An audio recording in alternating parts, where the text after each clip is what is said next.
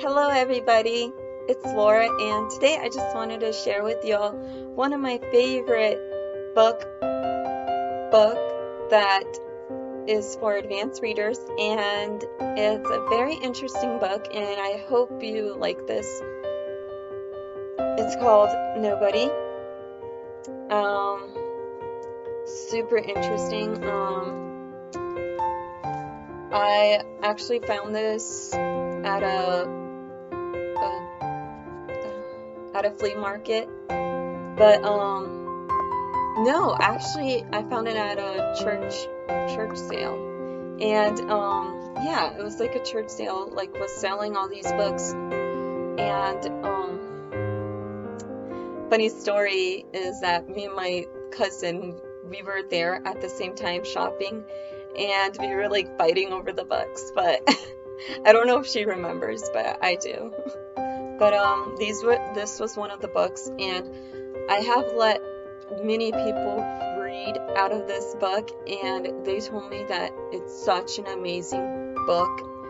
And I have read it personally, and I loved it. I enjoyed it. I've read it like 3 times. Like, it's so good. It's very captivating, very intriguing story, and it just definitely it definitely makes you want to keep reading and reading. It's a Christian book. It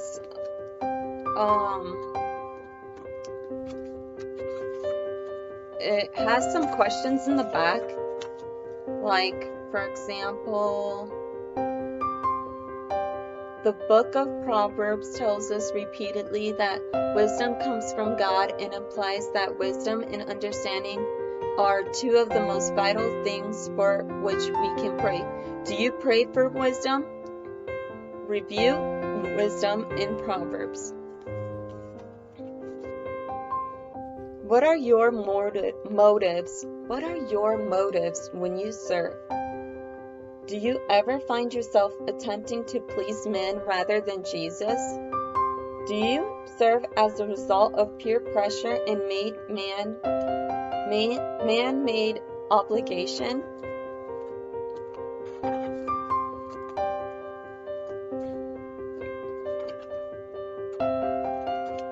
Or is it because you've met with God, He's shown you what He wants, and you are being obedient?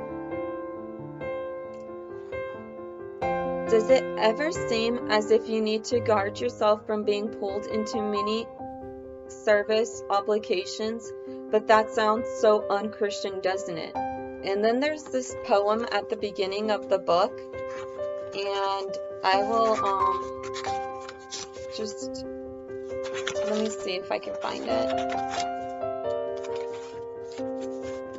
I stand by the door. I neither go too far in or nor stay too far out. The door is the most important door in the world. It is the door through which men walk when they find God. There's no use in my going way inside and staying there, when so many are still outside, and they, as much as I, crave to know where the door is. And all that so many ever find is only the wall where a door ought to be. They creep along the wall like blind men with outstretched, groping hands, feeling for a door, knowing there must be a door, yet they never find it, so I stand by the door.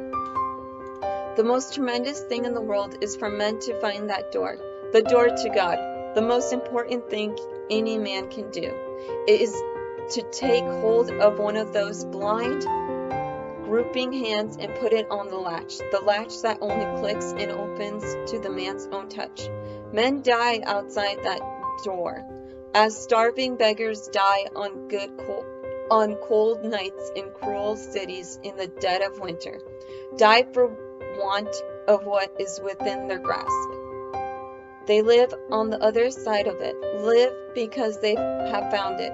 Nothing else matters compared to helping them find it, and open it, and walk in and find Him. So I stand by the door.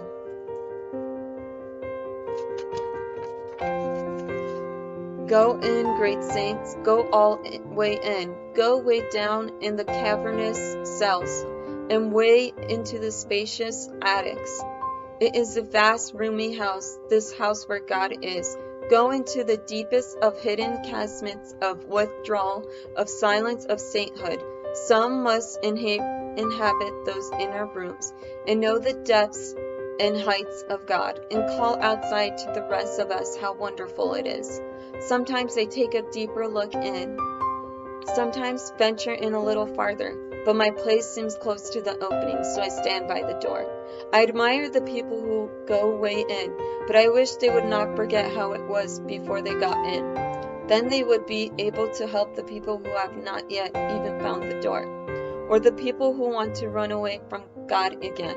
You can go in too deeply and stay in too long and forget the people outside. As for me, I shall take my old accustomed place, near enough to God to hear him and know he is there, but not far from men as to not hear them and remember that they are there too. Where? Outside the door. Thousands of them, millions of them, but more important for me, one of them, 2 of them, 10 of them, whose hands I am intended to put on the latch. So I shall stand by the door and wait for those who seek it. I had rather be a doorkeeper, so I stand by the door. So that's a pretty interesting poem. But if you read into this book, it's very it has some Christian aspects, and it talks about God, and it's a very remarkable way that this story unfolds. Like, it's very very fascinating. Like, you will want to read all of it in one night, I promise. Like, I am not lying to you. But it goes from a person that is a nobody to a somebody, you know. And I think that God, he wants to remind us that even though we think we're nobodies, we are somebody. Through Jesus Christ, we are a new creation. And when we believe in God and stuff, we can conquer so much with him. So much is possible with God.